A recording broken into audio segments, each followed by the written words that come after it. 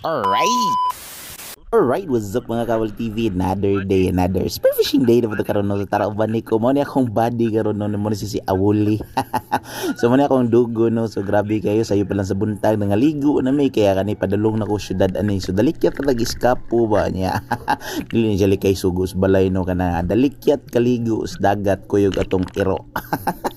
So mo to mao ni ako usahay nga di na ko ganahan mo nga mamana is tungod no ito pag-abot ni iro sa mukha na ko kay magsig sunod-sunod ako mamana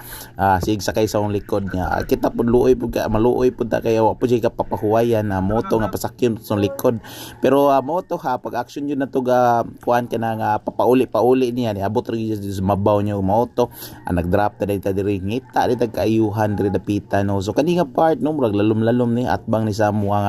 nga dapit diri sa may sardines run niya sa iyo pa kay ni sa mga araw na 6 pa ni no ngita tag kanang kuan ba ngita tag kana nga ana abay isda nga mudugok niya paglanta na to wa maningaw maminghoy so mo to kita tag sa kitongor sa action pag duot da pite wata din na no so ingon na lang atong patirada no sa iyo sa kabuntagon pamana kadalikyat niya naputay mga